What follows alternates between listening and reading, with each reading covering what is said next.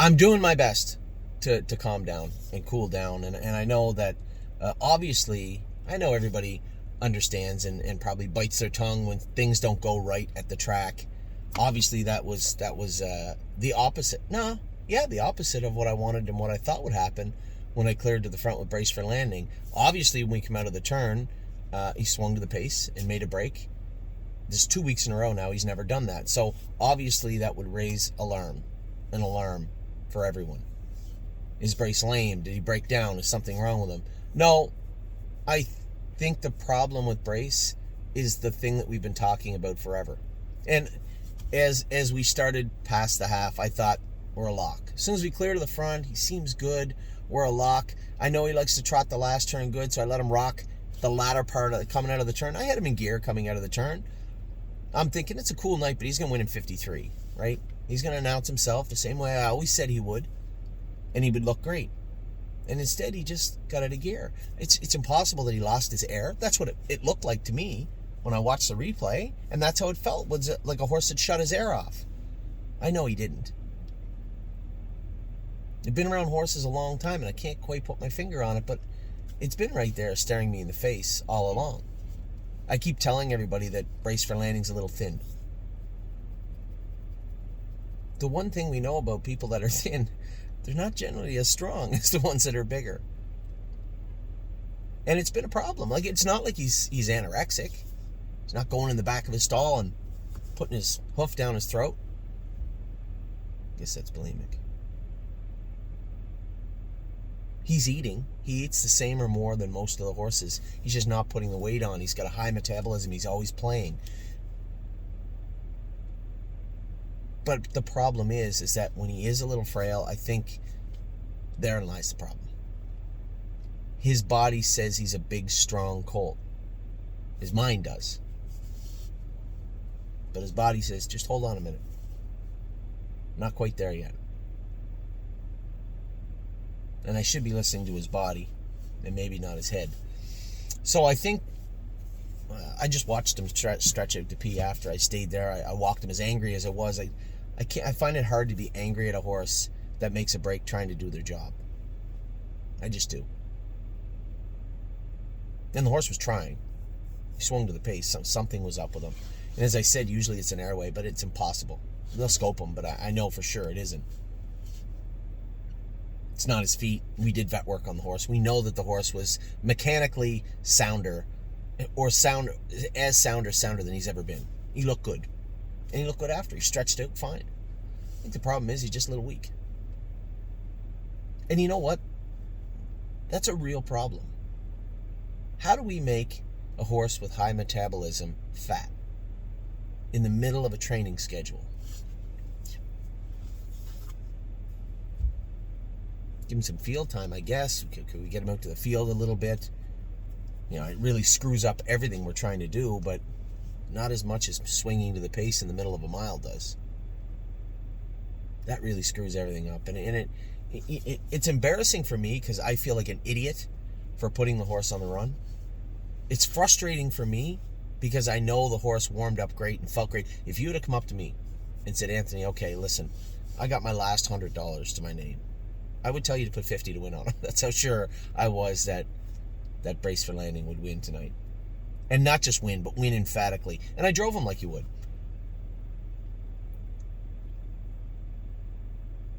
So I am embarrassed about the outcome of the race on a number of planes.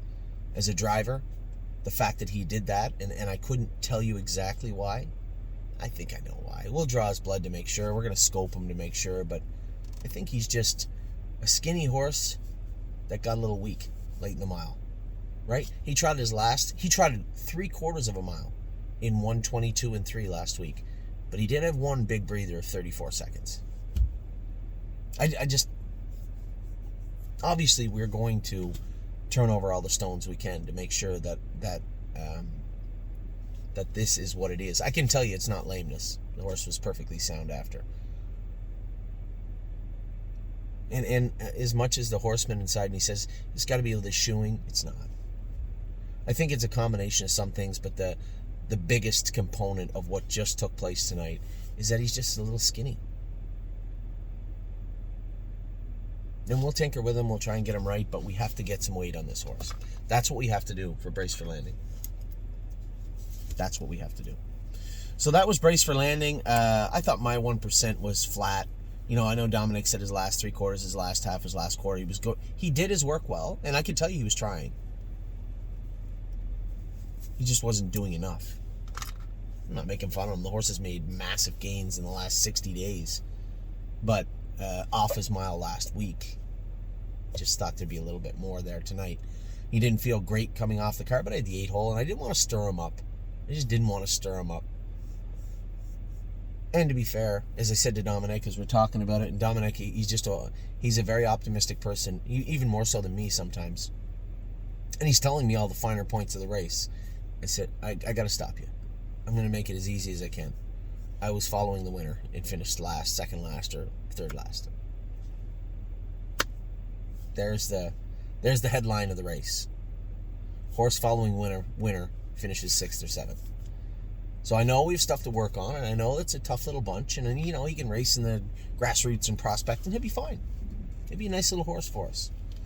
But he wasn't awesome tonight. I didn't see any lameness with him. Maybe his knees need to be done. He again, much like Brace for Landing, not going to burn a lot of gas on the way home because they're both very skinny.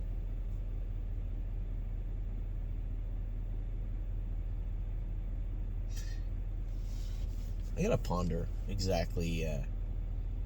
You know, obviously, I gotta talk to Dominic tomorrow, but it's certainly not Dominic's fault. It's nobody's fault.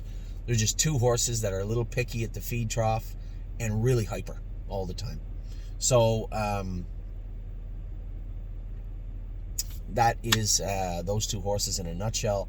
Merchant Man, he didn't scope bad. I think he's just a 58 trotter right now. Quite frankly, I think we're probably going to take him over to Pennsylvania. I may even put him in the Stallion Series, even though I know he can't quite do, but get that Stallion Series line on him, and you know exactly where I'm going with this. He'll likely depart the stable at some point in the near future. He's just not what we're trying to do. You know, we had a great week. Like Mopower Baby, I was coming in hot tonight. Mopower Baby jogged. Won a Mission jogged. Babies all looked great this morning. Atlas Hanover looked awesome this morning. I was coming in hot tonight. And very deflated because the horse that I said, this is my guy. This is a guy I'm banking. This is the one. This is him. And I almost just said he let me down, but he didn't. The horse, I can't be angry at a horse that tries. So we'll get to the bottom. Brace for Landing. I think my 1%, maybe something with his blood, but we just got to chip away with him. Chip away a little bit with this guy. And Merchant Man, he's just not good enough, right? He's not going to do in the maiden here. And but he's going to be a useful horse, you know, for a horse of Pennsylvania bred in Pennsylvania that will trot 56, 57, 58, will be useful to somebody.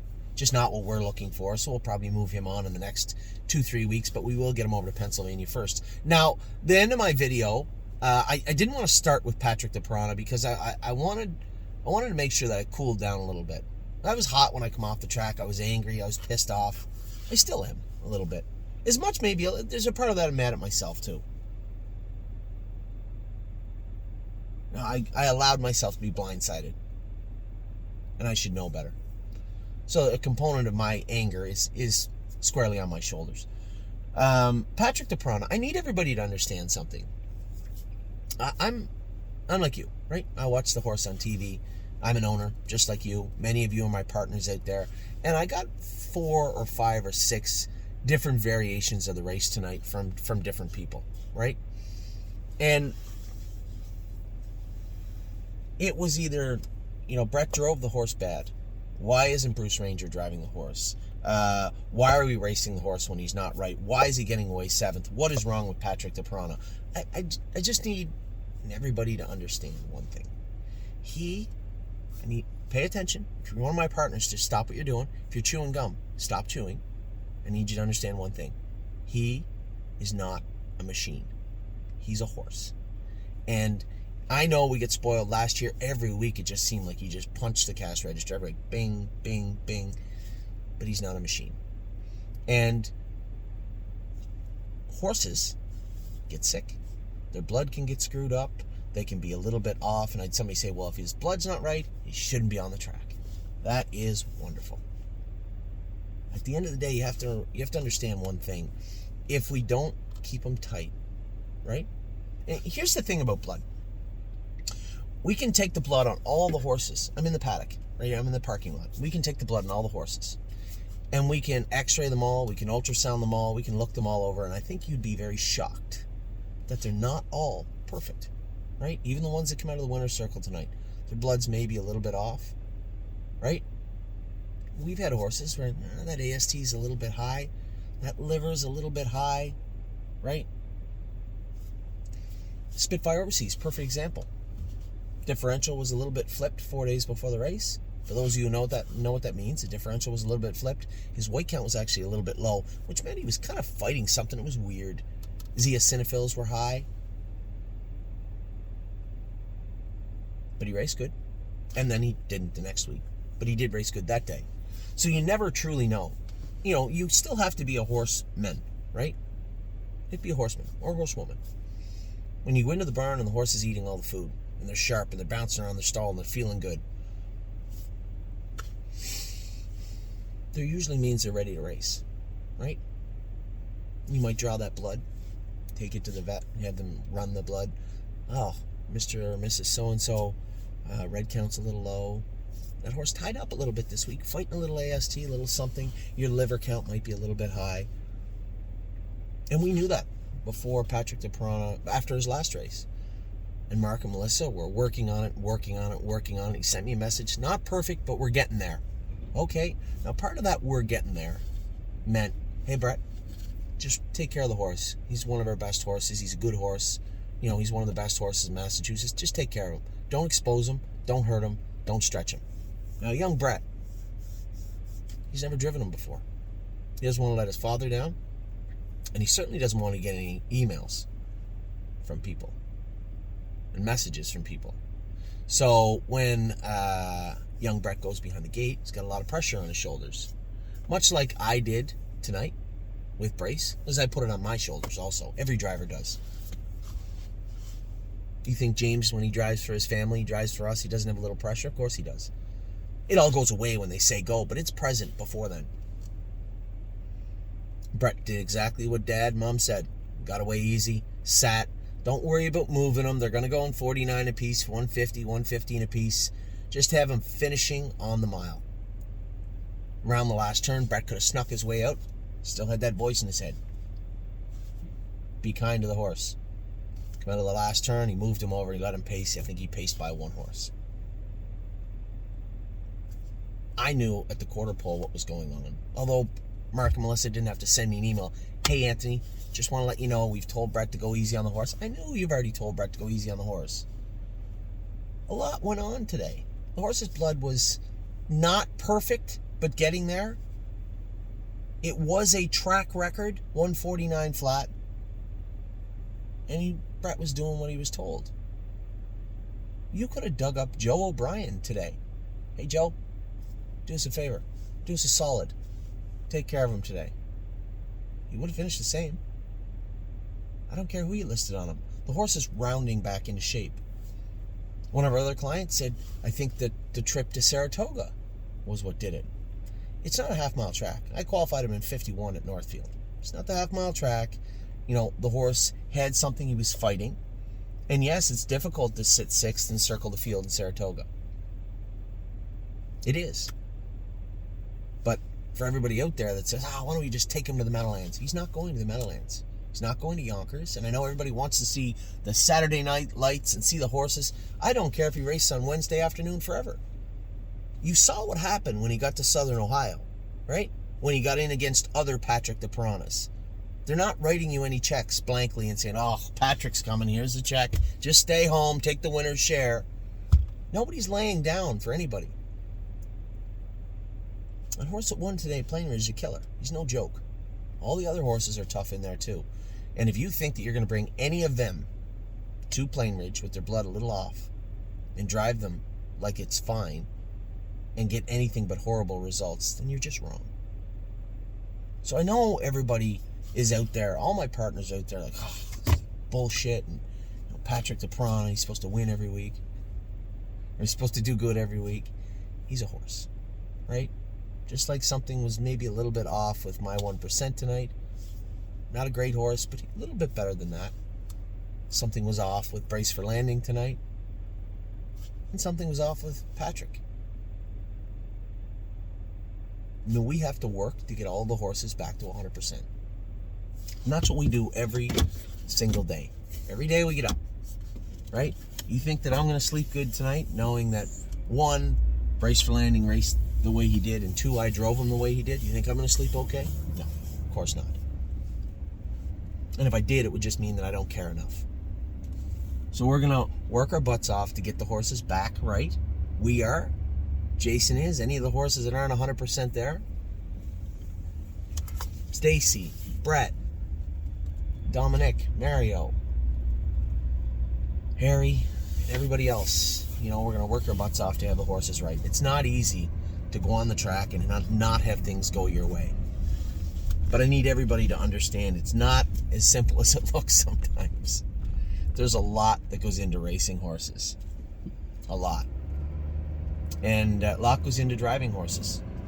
I don't think I did a very good job tonight with Brace. I think that I did an okay job with my 1%. That's racing horses and that's driving horses. The driving, I'll get over, right? It happens, I'll get over it. My concern now is, how do we get this horse to where we need him to be? I think I have a plan. We'll work on it. So with that, yes, not the night we wanted. Certainly the morning we wanted. The afternoon I wanted. My father's up, so I'm going to spend some time with him tomorrow. I'm embarrassed to say, I assume Tiger's in to qualify. I don't know if anybody else is. I just got back here at 6 o'clock, just in time to watch Patrick. Anyway, I want everybody to know it's not the end of the world. Bad things happen when the horses get hurt. Nobody got hurt tonight. Not Merchantman, not my 1%, not Brace for Landing, not Patrick de Piranha. Everybody will race next week, although Brace will have to qualify. I'm well aware, too. Before you stop watching this video and say, but Anthony,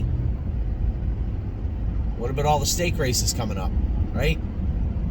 We get the good times on the 9th. Not like that, we don't. We know there's speed there. There's no doubting this horse's speed. Let's make sure we don't hurt him. Let's make sure I'm not telling you we're turning the horse out. I'm not trying to soften the blow of that. No.